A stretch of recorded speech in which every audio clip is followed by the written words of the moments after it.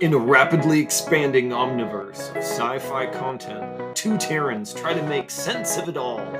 From the latest to the greatest to the most thought-provoking science fiction content on the screen, we bring you the Crowded Space Podcast. Good intro. I'm your host, Eric. And I'm your other host, Jared.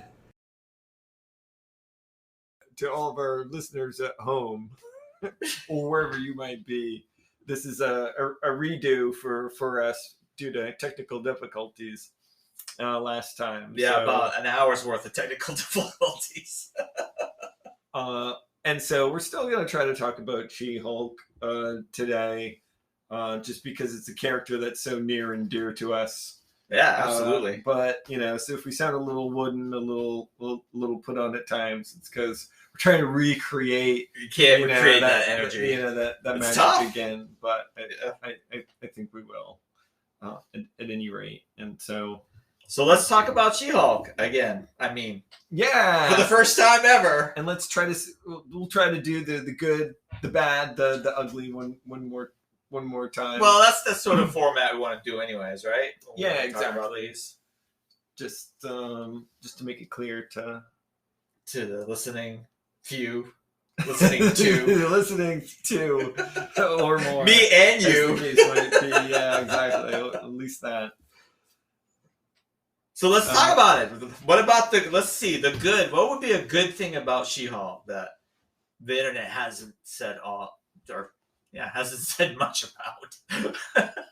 Right, or we can retread even what the internet has said anyways, so that we're all on the same page. Again, for the good for me, cast of characters was phenomenal. A long time Tim Roth fan. Yeah, who's your favorite? What was the She-Hulk? What was the She-Hulk actress? Tatiana Maslany. Just check and see if you're doing your homework. I don't even need the IMDb up. I can still. You're not supposed to tell people that. You're supposed to be right on top of things. No, I'm saying I am anyways. I don't need it up, even though when I try to cover for the fact that I'm clicking to actually bring up that page, just in case you need to see any of the other wonderful talent that was wonderful talent. Okay. I like Tatiana. She was awesome. She played exactly. She did a good job with the material she was given, and her acting chops, I thought, really came out great in her third wall breaks. Absolutely. And that was some of the most enjoyable part of She-Hulk for me. Fourth wall breaks, yeah. Okay. No, I also liked it when she moved around. Her third wall breaks were phenomenal. Her fourth wall breaks were also a lot of fun. Yeah, I think they could have had a little bit more, but that's. And if I had to say, capturing the essence of She-Hulk, the fourth wall break is one of those really important things that John Byrne brought to the comics. Yeah. And so I was happy to see that alive and well in this series. And then, like I was saying before you cut me off, was that I'm a longtime fan at Tim Roth. His work in Reservoir Dogs or Four Rooms, way back in the day, and he stole the show every time he was on there. So yeah, definitely really cool, for a character that's really like literally cool character, and they really left you leaving wondering. That's like, how reformed is he? It's like he does seem like he's better, but he's still in his own misguided way, and.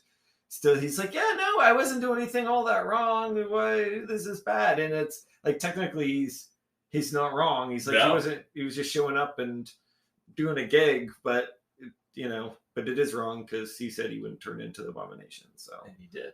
Yeah.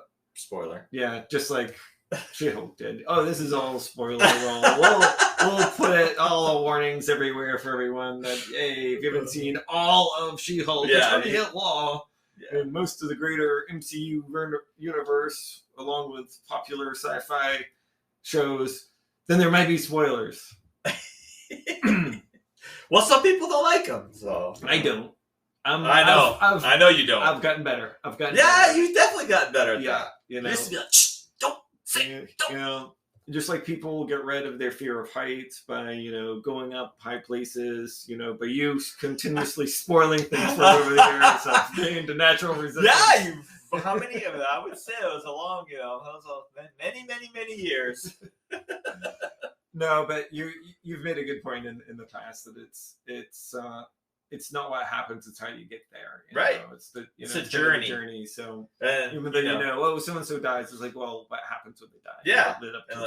This She-Hulk run was definitely a journey. More bad than a good journey, so that could really lead us to the next thing. Well, I've been hogging it. So what did I think was good? We didn't even get to. We're still on the good. We're still on the good. I get it. I got it. Maybe so for me, for the bad. For me, for the good, I like the origin story. Yes, a lot of people don't like the origin story for what they did in the MCU, but I think it worked for the amount of time they put into it.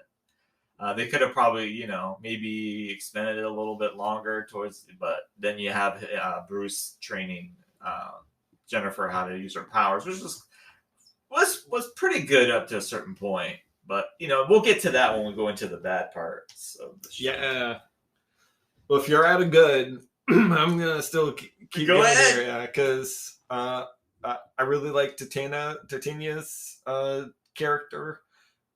How she was done by Jamelia was pretty fun. That kind of old school campy gave me that little bit of Batman pow crunch feel. Just to make that contrast to Jennifer's old life, and how those two lives came, colliding together.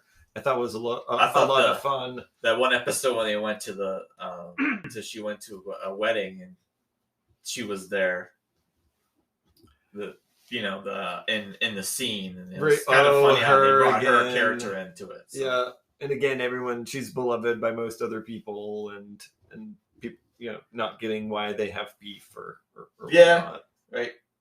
Anyway, and then the two assistants in the lawyer's room too, I thought was a lot of fun. Their Pug or whatnot. There were some fun scenes with him, and in the last episode with him trying to be a bro and fit in, he's like, I can't do it. It was so bad. That was funny. That part. I thought captured at least my idea of some of the characteristics of youth today. Yeah. or whatever in a positive way, even though, comical at the same time.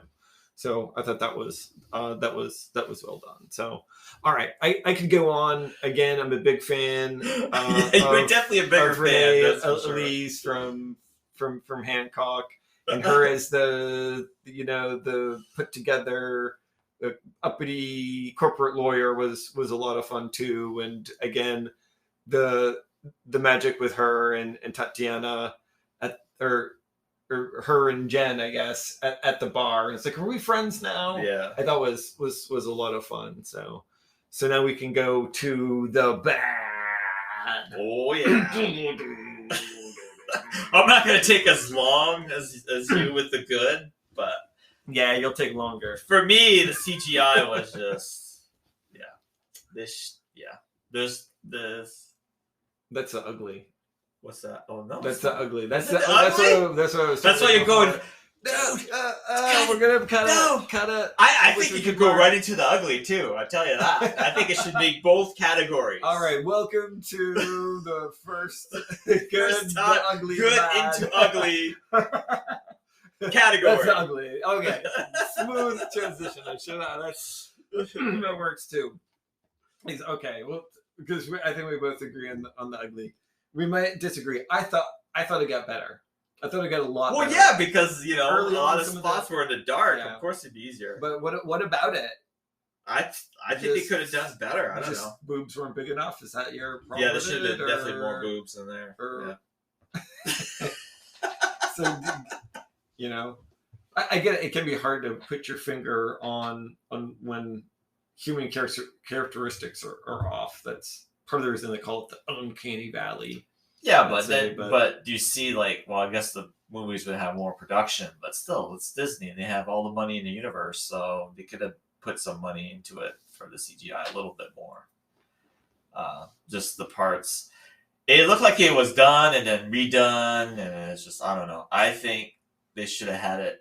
It's just like when they did the Mandalorian with Luke. Like they redid it, but look how much better it looked after they spent a little time and money into it. Oh, I was so blown away when in the Luke's.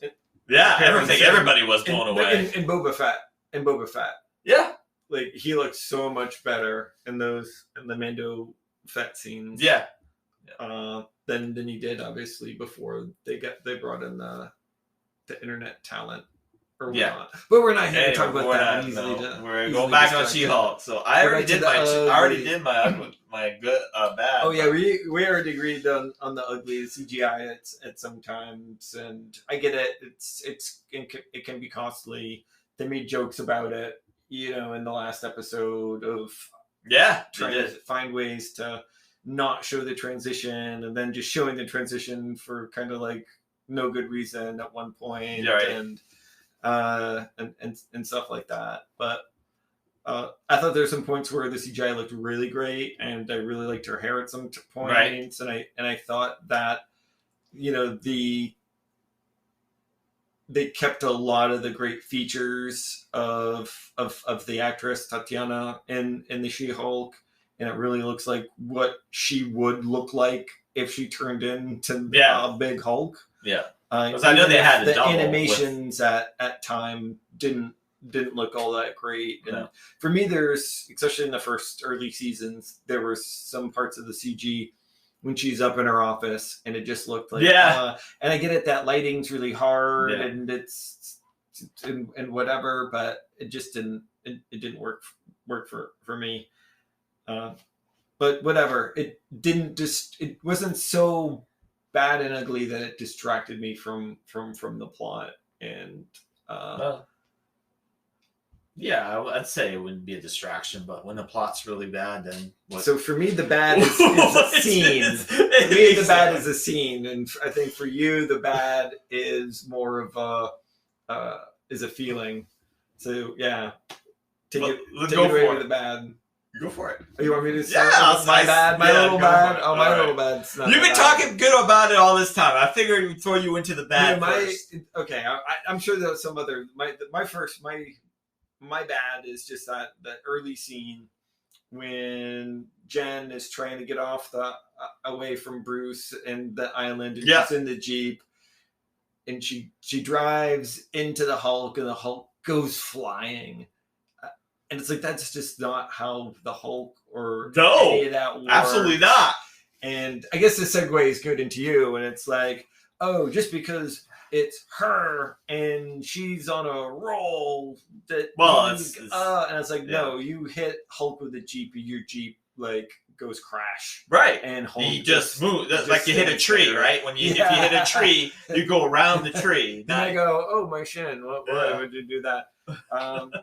And just that they broke the law of physics to show kind of this female empowerment. As much as I like it, it's like, oh, there's so many better ways of doing that, and to show that she's determined than just to how many sci-fi movies have been out with a woman being the lead, one of the lead characters, and they don't go overly feminist to make their point across. There's a lot of movies like that out there, even TV shows, before the whole wokeness took over everything. That's the thing. You have these, amazing actresses playing a role, and they're not put on they're not like televised as, oh, it's just, look at her, she's talking shit about the fans or whatever. Oh, she's so powerful. No, they just did their job. They did it well, and that's it. They didn't, overdo it all over the place. Like with Bruce, like with the Hulk, it should have been embraced as a mentor and somebody that's going to lead you, teach you the ways and promote that. But Disney has this thing that they just shit on their old characters that they've created for the last 10 years. The fans don't want that. They want people to be respected, not friggin' abused. Well, yeah. So it seems to what you were saying before that seemed to really tick you off was like episode 1 when he was talking about the blood or something like that. And she's like, "Oh, that means I'm better than you." Yeah, that means exactly. As a one-off joke, but you felt like that kind of sentimentality. Well, they pound you in your face somehow. In the beginning, and then it kind of loses its flavor as a joke later on. Like if you would have been like, you go through and he does this thing, and then she's not, complaining or comparing herself to him every 2 seconds. If then they could have had the joke. Oh, I guess I'm better than you. And then that maybe would have been, it would have flown like a good joke. But when she starts off blabbing away about how she angrier she is and all that stuff than him, like it was a bad start. If they would transition it slowly and bring it in and not like pound Bruce or the Hulk into the ground before you start throwing your joke, it just falls flat. It really does. It just pisses people off because they think, oh, look, they're making fun of the Hulk and all powerful female. Like, well, one of the things I did like though was that it made you realize the amount of work he had to put into. That's why you had that manual, right? And that's something. Okay, I didn't watch all of the early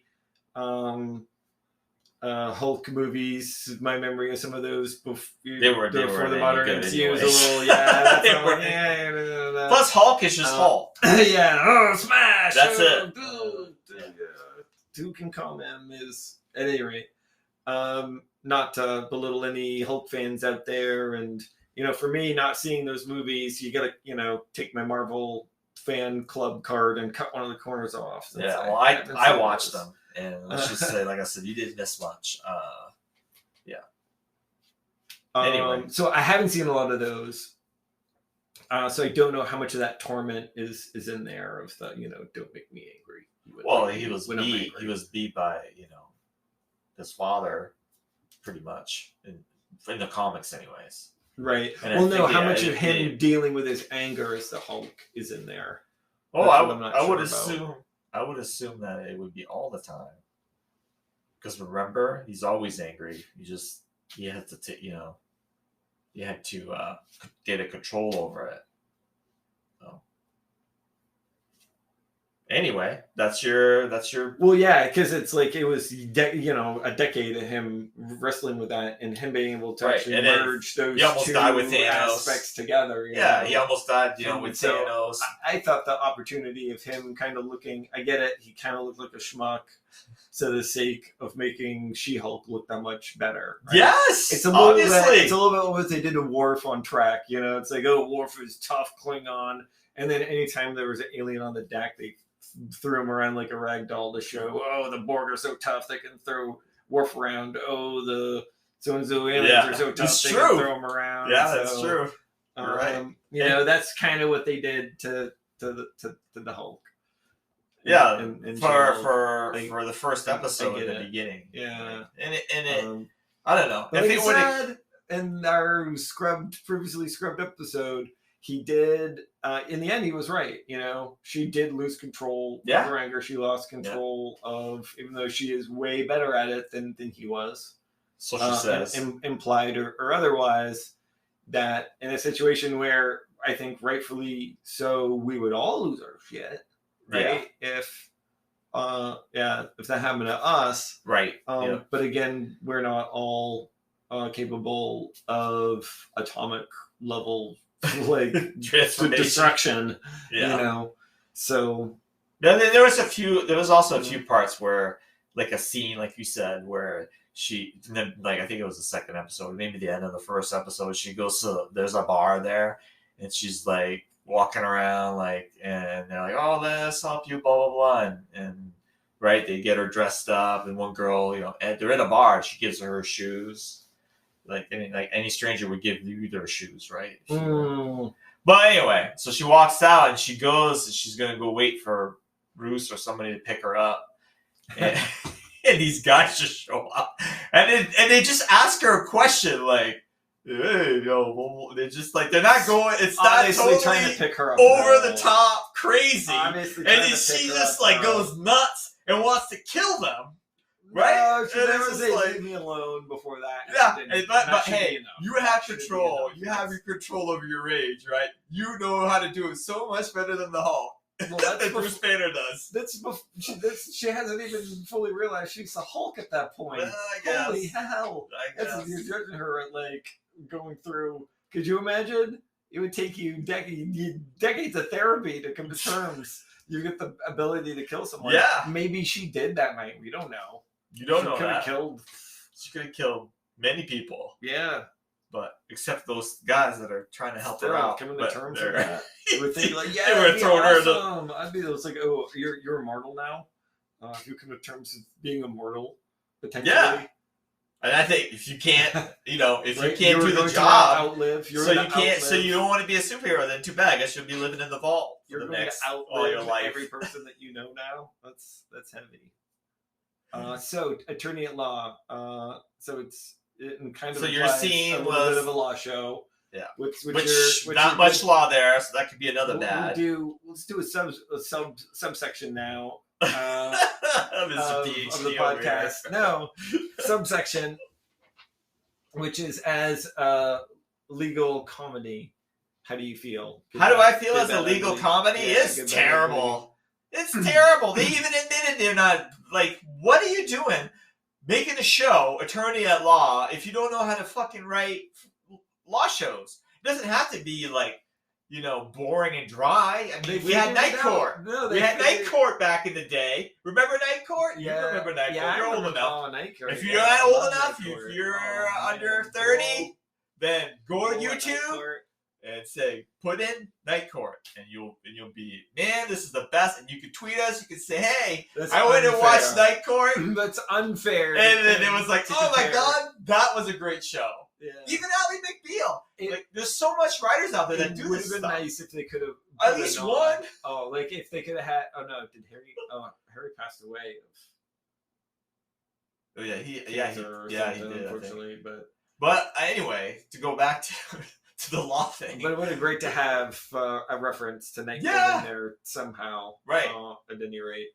But at least have a writer that's like dabbled in writing courtly dramas, because they did miss an opportunity there. They missed a major opportunity. That's a hard bar to, especially when you're seeing attorney at law. I mean, look at Daredevil, the Netflix series Daredevil. Like Matt Murdock was a lawyer, and did we see lawyer stuff? Yes. There was not a lot of lawyer stuff, like courtroom drama stuff, but there was still in there. So they hurt themselves. Her having to bring up her sex life, dating history to show that she had used She-Hulk as part of her personal identity to win the patent case. I thought it was pretty clever. I guess it was clever. It wasn't crack, top of the line legal law stuff, but it was fun. I like more the fun that they had in the courtroom more than the other stuff. And I usually don't like that sort of tongue-in-cheek sort of stuff, but it worked here. With the magicians, even the lawyer was a magician, and he was doing tricks in between. I thought that was fun. And then, of course, Madison just stole the show. Yeah. And the idea of having this total drugs lady come in out of kind of nowhere and just run the whole courtroom for 5 minutes as she gives her amazingly real and true testimony. Like there's nothing false about it. It was just her crazy take. What a character. So, but again, that goes back to my Wong. Wong was there too. Cast. Yeah, Wong, of course. Wongers. Yeah, great cast. Supporting cast. So it goes back to my good on the lawyer part. But that's my part. The bad on the lawyer. Yeah, there wasn't a lot of that. No, so if you're looking, you're going through, and you want to know. I'm going to steal your previous bad, and then that they ended up kind of working against the Mr. Immortal. Yeah. you know. And the lawyer and yeah. Then they like they didn't even help him. They're in their defense, and they helped the ladies, which is I get it. The guy was a schmutt, right? He deserved what he deserved, but you're their lawyer. Like it's again, it's the over feminist woke stuff that somehow Disney thinks that they have to do for every movie. It doesn't have to be like that. Werewolf by Night, another movie that's coming up on Disney Plus. That is not like that, and a lot of people have given it really positive rave reviews. Like, we don't need that stuff. You can have it in there, but be more subtle. It doesn't have to be your number one driving story, because then it ruins it. It ruins the story. Yeah. On the whole lawyer thing, in terms of like the tone, and I don't. It doesn't look like there's going to be season 2, but in hindsight, or if there is, what we had talked about before was that for me, She-Hulk sometimes at its best was like slice of life. Yeah. And this whole idea of, instead of doing the big action and the normal Marvel, super ending, super CGI fight ending or whatever. Yeah. Going for this, what is kind of a day in the life of a kind of reluctant superhero that still wants to be a lawyer, right? And I get that if you go with that sort of slice of life, it isn't about the big drama lawyer moments, right? About that, it's about the moments in between in that where I think She-Hulk could really shine and really did shine. Oh, and again, compared to the newer stuff that's come out, I think She-Hulk was a better movie than the other ones, but that's my opinion. But I don't know. I was disappointed because She-Hulk, when I was young, I collected her comics and I enjoyed the character just because she was funny and had attitude, and I wasn't the one that enjoyed having the Hulk. I always liked She-Hulk because she was smart and she could, and she knew what was going on around her. That's why I enjoyed her. But there you have it, the first episode of the Crowded Space Podcast, as we talked about She-Hulk, Attorney at Law. While Eric wasn't a huge fan of She-Hulk, Jared thought it was a pretty decent slice of life. The good? We both agreed that there was great acting and some spot-on wall breaks. But the bad? Seems that the feminist theme really got in the way of the storytelling, and we kind of felt that the writing was a little hit or miss. The ugly was clear. The CGI was often lacking, especially compared to other recent offerings from Disney. So, until next time, remember, it's a rough universe out there. Wherever you go, don't forget to bring your towel.